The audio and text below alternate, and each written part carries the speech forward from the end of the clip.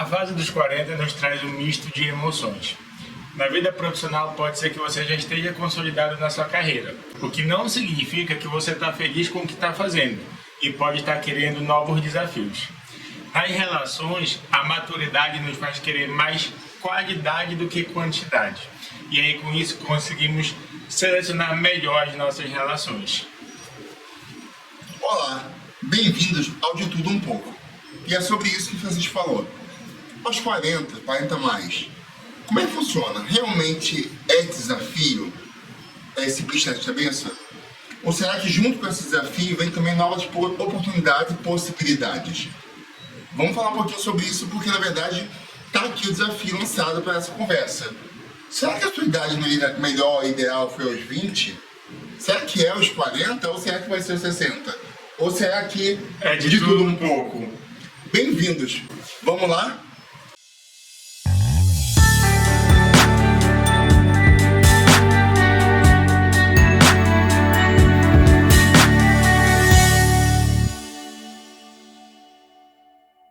Então, para começar a falar um pouquinho sobre isso, vamos trazer aqui uma perspectiva da parte de amizade, né? Relacionamentos. Francisco, você não ainda chegou aos 40, certo? Como é que você vê essa mudança na sua vida? Na verdade, assim, eu estou hoje com 38 anos, mas eu sempre fui uma pessoa de poucas relações. Meu psicólogo disse que eu não tenho amigos, eu tenho colegas de trabalho com quem eu convivo no dia a dia. Mas quem hoje é meu amigo sabe que eu, de fato, prezo pela qualidade e não pela quantidade. Então, eu não tenho grandes amigos, mas as pessoas que eu considero amigos são amigos de longa data e que já me conhecem. E aí não existe mais aquela cobrança, talvez, de uma constância, de uma intensidade, de todo dia mandar mensagem, de todo dia. A presença que se faz é de um jeito diferente. De modo diferente. É de um modo diferente. Mas sempre foi assim? Como é que era antes? Como é que você via isso? Porque no meu caso, eu já cheguei aos 40, né? Então eu tenho uma mudança de que eu era muito mais, também, eu acho, tentava ser presente fisicamente, ou até não tinha um online que a gente tem hoje, tá? Mas a parte de estar mais junto, mandar mensagem. O excesso, né? Como a gente disse na nossa abertura aqui, eu acho que tinha muito da quantidade e nem tanta qualidade. Não fosse bacana, tá? Não fosse coleguismos sinceros. Para você, como é que tem mudado? Ou melhor, mudou? Você sempre foi assim ou mudou com o tempo? Não, eu sempre fui assim. Mas eu acho que isso tem muito a ver com o contexto de vida de cada um. Porque durante um tempo, eu morei sozinho com uma tia, que era, enfim, né, minha tia mais velha, e eu tinha convívio com os amigos da minha tia. Então, eram todos adultos, eu era a única criança. Eu nunca fui aquela criança de os pais deixarem passar o final de semana na casa de amigo da escola. Tem o contexto de eu ter vivido a minha sexualidade de uma maneira muito individual, porque eu achava que não ia ter apoio da família. Então, eu sempre fui muito isolado, sabe? Por medo de bullying, por conviver sempre com pessoas mais velhas. Então, eu fui crescendo numa vertente, num pensamento mais fechado. Não que eu seja tímido, não que eu seja fechado, mas que íntimo, né? eu fui crescendo, me habituando ao eu comigo mesmo. Eu para resolver meus problemas, eu para me entender, eu para me apoiar. E aí eu acabei tendo sempre essa percepção de poucos amigos. Entendi. Ao contrário do meu caso, da minha família, né? A minha família é uma família que ela não é tão grande, mas ela é bastante participativa, vamos dizer assim, do outro. Eu tive muitos colegas de escola, eu era representante de turma, eu era bem tímido, isso é bem contestante, porque eu era uma pessoa mais fechada, que falava menos com os outros, mas mesmo assim eu tinha muito contato, isso na minha infância, tá? Na minha adolescência, depois da minha adolescência, eu comecei a ter mais, falar bastante, porque eu não tinha essa visão de eu comigo mesmo. Eu tinha a minha mãe muito presente, meu pai muito presente, minhas irmãs ou pessoas que estavam ali presente.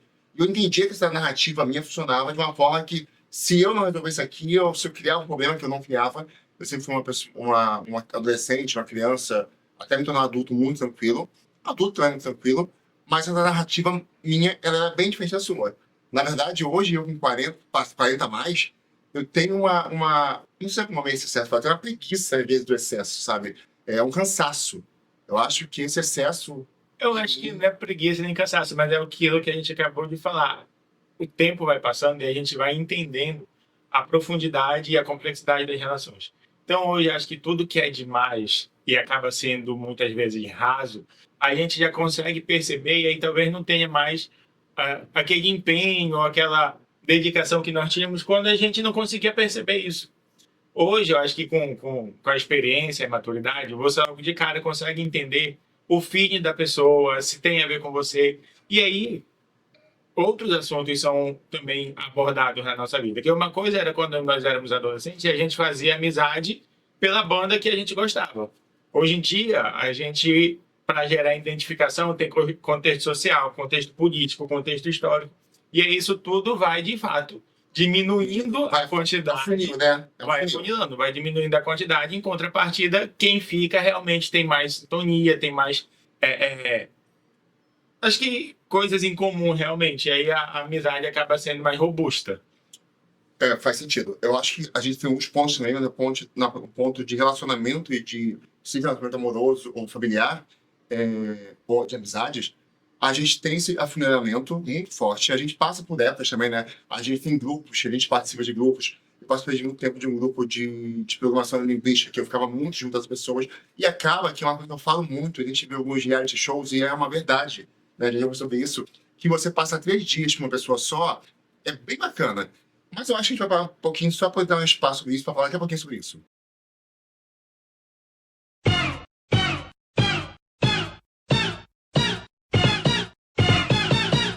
Então, e é interessante, como eu estava dizendo agora, tinha esses grupos ali, eu digo sempre que reality show, as pessoas falam se amam, e realmente você fica 3 dias imerso com algumas pessoas, sem contato com o mundo externo, ou com pouco contato, e criou grupos muito fortes, assim, né? Nesse grupo, por exemplo. Então, ficaram amigos muito grudados, de sair junto. Trabalho também, você tem uma equipe de trabalho. Hoje tem o home office que mudou um pouco isso. Mas você acaba aquele grupo de trabalho, quando trabalha na mesma equipe, uma área, cria amigos. Então, eu criava, pelo menos, né, falando por mim, o contexto de amizade, do que é amigo, via muito de amigo, um amigão. Era muito amigo, não é amigo. Hoje eu tenho bastante conhecidos, né? Eu falo assim, a minha última terapeuta, ela trouxe muito para mim, né? A gente tem conhecidos, colegas de trabalho e colegas de vida. Nós temos amigos que a gente não convive tanto, tem amigos que a gente não se fala todo dia, a gente não tem um contato tão longo, mas são pessoas que vivem a nossa história, sabem o nosso passado, de repente não são amigos tão do presente, mas são amigos de vida que a gente encontra e é muito bacana, e seus amigos do dia a dia, né?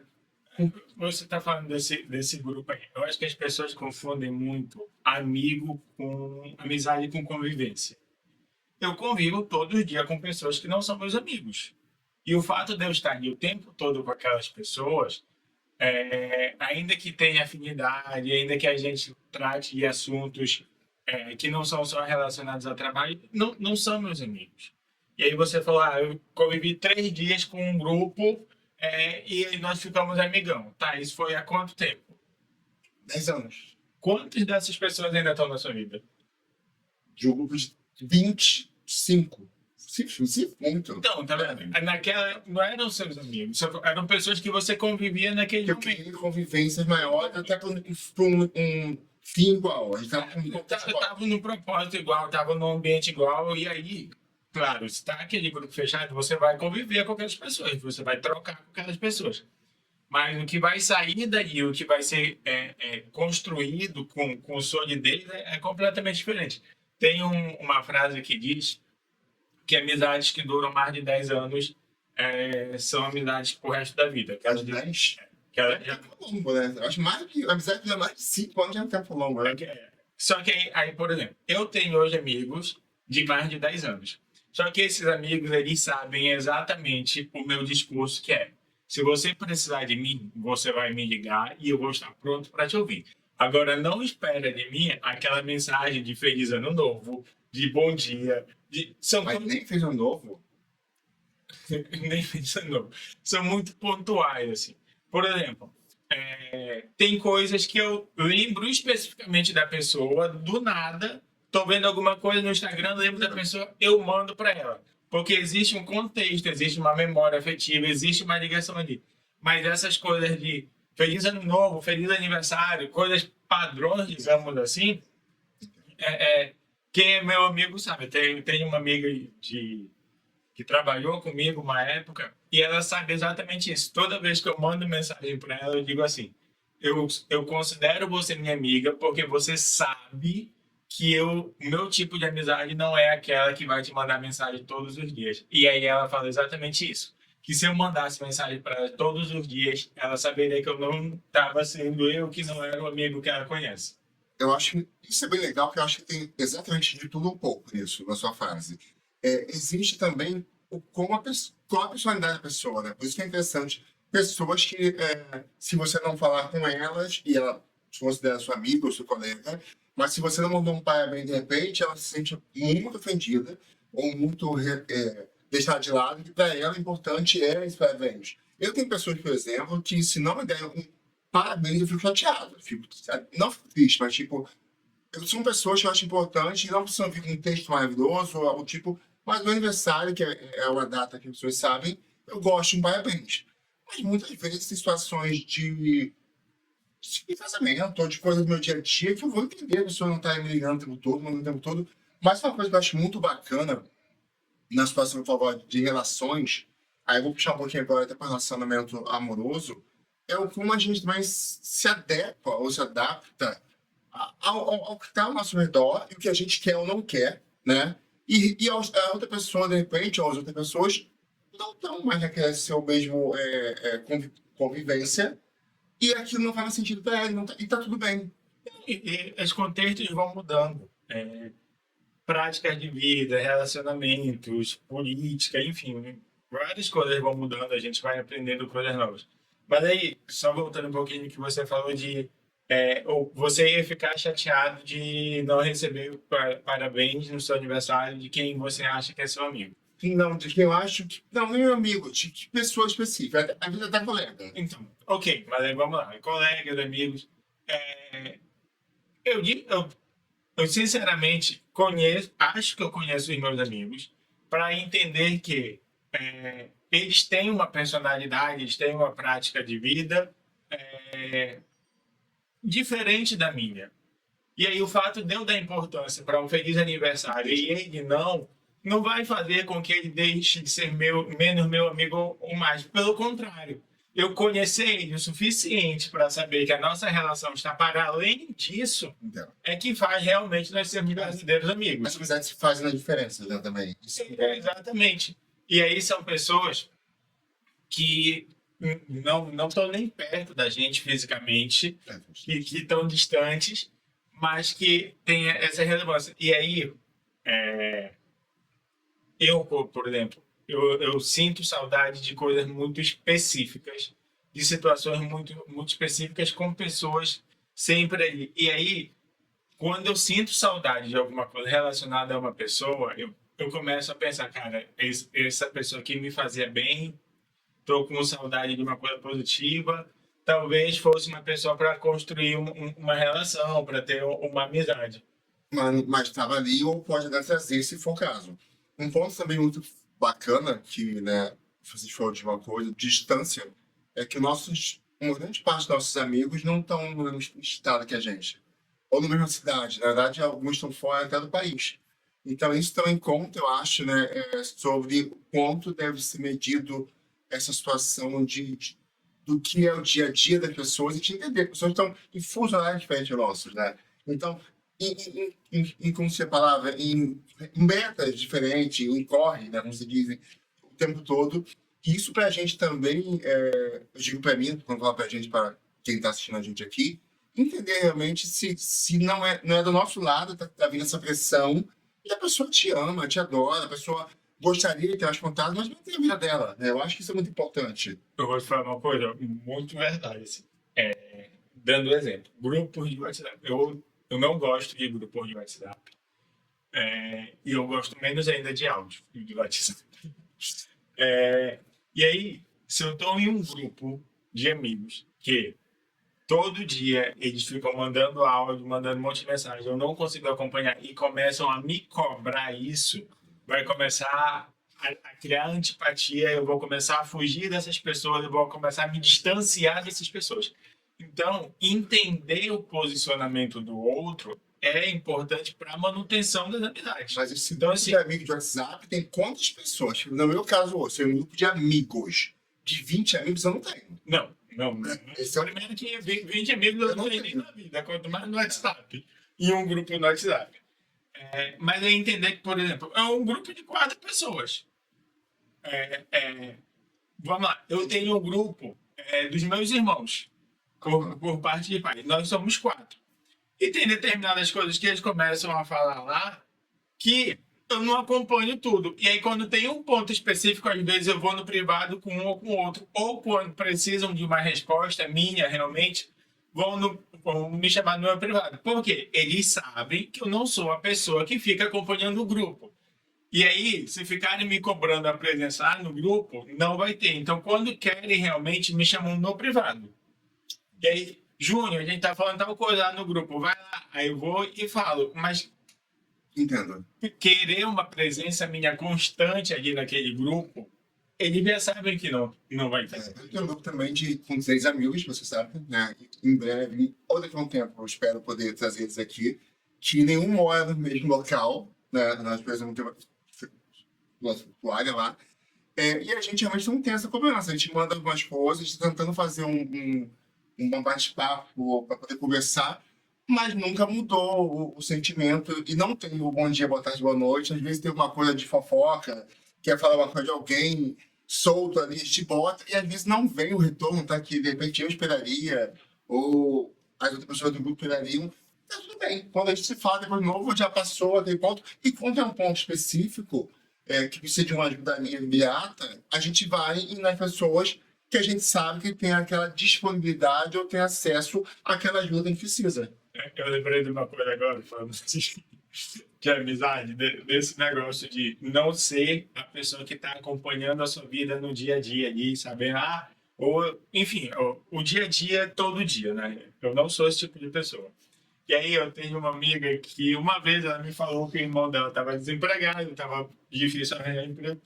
E aí toda oportunidade que tem, que me chama, pedem alguma indicação, a primeira pessoa que eu mando é pro irmão dela. E aí a última vez que eu mandei para ela, ela falou assim, amigo, muito obrigado, mas o meu irmão já está trabalhando. Mas é porque assim, ela sabe que aquilo para mim foi importante e que era uma forma de eu ajudar. Então ela sabe que pode contar com a minha amizade. E aí ela falou, toda vez que eu vou falar com ela, ou oferecendo emprego pro irmão dela, que já está trabalhando há 10 anos mesmo lá, ou é de alguma coisa específica de experiência profissional, ou sobre as filhas dela que passaram no vestibular, mas não é. E aí, eu trabalho híbrido, né? E aí ela trabalha no centro do Rio também. A gente já tentou várias vezes marcar para tomar um café, mas a gente sabe que no nosso dia a dia esses horários não batem, entendeu? E aí a gente já desistiu disso. Mas significa que distanciou? Não. Toda vez que eu penso em uma oportunidade de trabalho, eu mando para ela. Quando eu mudei de emprego, eu falei com ela. Quando ela estava também nessa jornada de mudança profissional, ela falou comigo. Então, assim, a gente sabe que é um ponto em que a gente se ajuda, entendeu? A gente não se ajuda na rotina do dia a dia, de peguei o ônibus errado, eu tô atrasado. Tem pessoas para que a gente não tem essa troca. A gente tem uma troca que eu considero mais robusta, porque tem a ver com vida social, com vida financeira, com profissional, entendeu? Esse é um ponto bem bacana também, no som de amizade ainda, é que tem um ponto, por exemplo, dos amigos, eu vou falar de colega de trabalho, amigo de trabalho, e isso também, mais uma vez, com o tempo, com terapia também, convivência, né? A gente, no trabalho, vai ter os colegas de trabalho que são ok, todo mundo, mas você acaba criando vínculos, e muitas vezes a gente sabe que a gente tem uma série de diretrizes de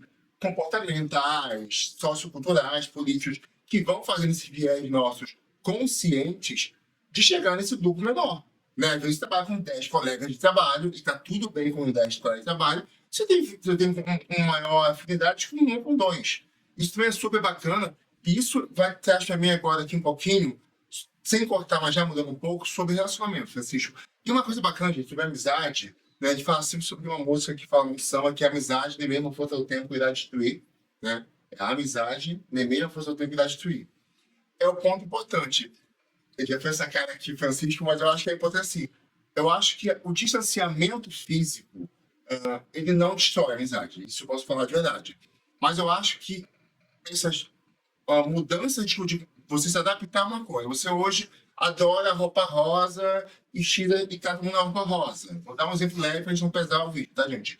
E daqui a 5 anos você é uma pessoa que odeia a roupa rosa, por tal motivo, e eu gosto da roupa rosa. Eu tô bem na vida, né?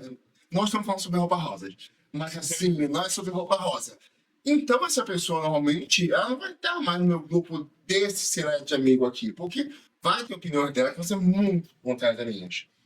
E ela não deixou de ser importante, não deixou de ter a importância dela no meu passado. Ela pode não deixar de ser importante em algumas opiniões que não vão ser essa, mas eu acho que, de novo, vai fazendo esse funil, que no final você vai ter 5 amigos, então aqueles que você vai estar colado aqui, aí fala, colegas, que são colegas próximos ainda e conhecidos. E assim, eu não concordo com isso de que. Mas é um samba. Mas eu gosto de samba, mas não preciso Ah. concordar com. Sabe por quê? Vou dar um exemplo muito prático. A vida acontece no dia a dia. E aí, hoje, tem um assunto que surgiu hoje. Nunca foi mencionado, nunca foi tratado. E aí, do nada, surge esse assunto. E aí, eu vou dar um exemplo muito prático aqui. Estava vendo o jornal hoje, e aí saiu uma reportagem sobre a imigração, a extradição de brasileiros dos Estados Unidos para o Brasil. E aí, eu estava vendo o jornal e um brasileiro dando o parecer, a opinião dele lá sobre isso. Nunca tinha ouvido a opinião de uma pessoa a respeito disso. Se uma pessoa que eu considero meu amigo traz aquela opinião, e eu entendo que ele nunca tivesse trazido antes, porque o assunto não existia, o assunto surgiu agora. Ele trouxe aquela opinião, mas aquela pessoa vai deixar de ser meu amigo, sim. Vai apagar o que ele já foi? Vai apagar o que ele já contribuiu na minha vida? Não. Mas a partir do momento que essa pessoa me traz uma informação nova e eu olho para aquela informação, ela não condiz com o que eu acredito, ela não condiz com a minha vida. E mais ainda, eu não acredito que vale a pena a tentativa da conscientização e do resgate dessa pessoa, ela não vai deixar. Então, assim, coisas acabam a amizade, e sim. Na amizade nem a força do tempo. Não, mas eu entendi um pouquinho. Mas eu acho que é bacana sobre isso, né? E nas relações, a gente vai trazer isso, você tá falando sobre relação aqui ainda, mas eu acho que relacionamento agora é amoroso. O que você acha que mudou nos seus... Chegou aos 40 anos, tá chegando aos 40 anos, e não precisa dar detalhes da sua vida íntima, mas assim, o que o Francisco na vida amorosa dos 20 valorizava, ou dos 30, e dos 40, o que mudou pra você sobre isso? Relacionamento íntimo, relacionamento amoroso. Eu acho que em se tratando de relações amorosas, não mudou. Sim, mudou muita coisa do eu ter a fase. E aí, como homem gay que tá vivendo aquela descoberta de sexualidade e sem ter apoio de família, teve um momento que eu achava que eu não ia constituir família, que eu não ia poder viver a minha sexualidade, então não ia constituir família. Depois teve um momento que eu comecei a vislumbrar já a construção de uma família. E aí depois o momento em que eu comecei a buscar a pessoa com quem eu queria construir essa família. E aí nesses momentos vai mudando o perfil.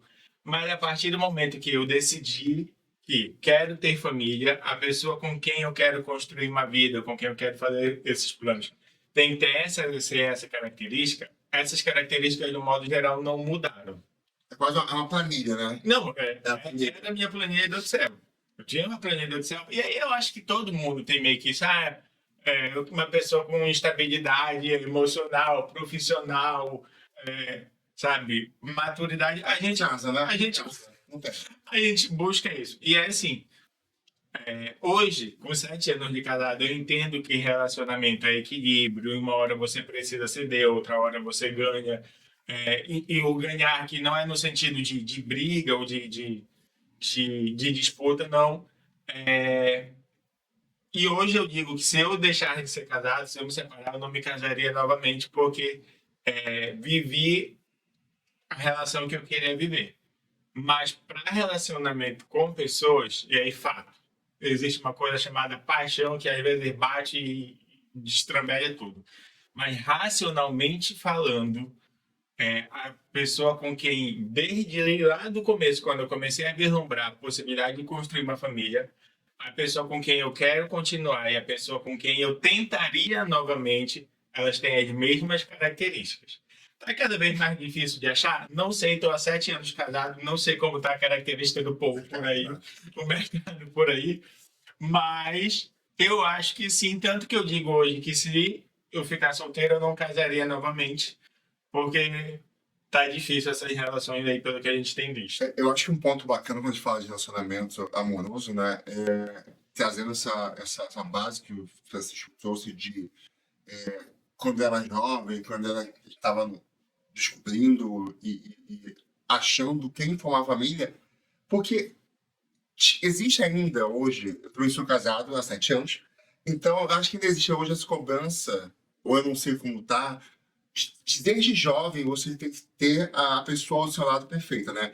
E vai se cobrando mais ainda, você chega aos 30, não achou, ou terminou o casamento aos 30, aí você chega aos 35, você está desesperado, eu acho que para mulheres, de repente, ainda tem a parte além de casado, tem que ser mãe ou não tem que ser mãe. Chegou aos 40, você terminar um casamento aos 40, nossa! Né? E se você tem filhos, então, ou se você construiu alguma coisa ali, e se você se separa aos 50? Né? Meu Deus, 50 anos, você tá velha, velhos.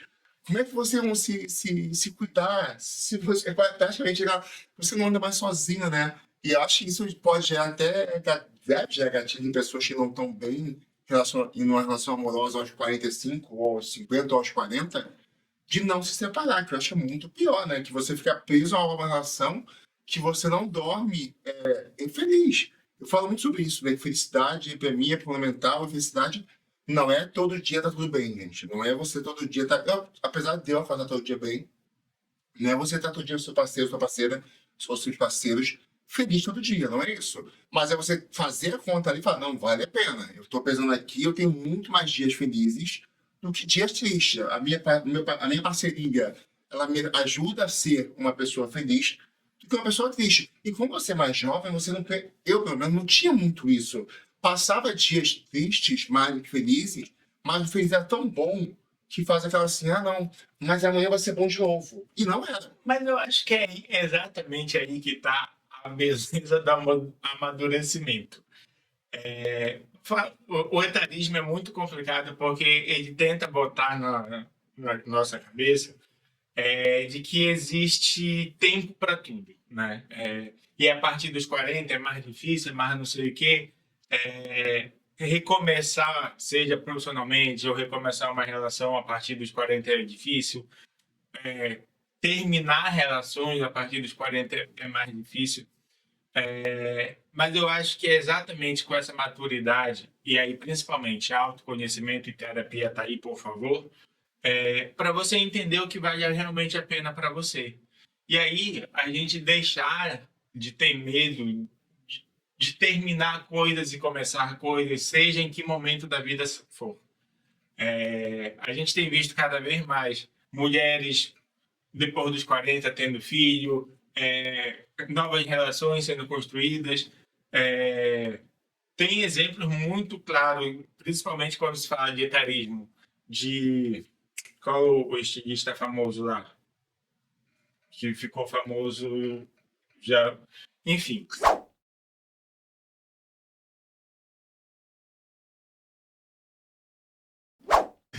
Né, pessoas que A gente vai falar depois um pouco. que alcançaram status social e fama e segurança financeira depois de uma determinada idade, que para muitos já seria velho, já seria avançado.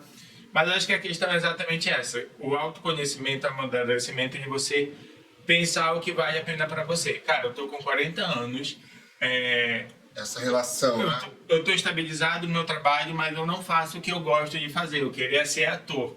Vale a pena eu começar agora, sabe? E aí ponderar, claro, riscos, ponderar a sua felicidade e decidir se vale a pena ou não, não ter medo de terminar e recomeçar coisas ao que fase da vida for, mas principalmente se o que está te impedindo é essa crença do etarismo de que depois dos 40 as coisas são mais difíceis.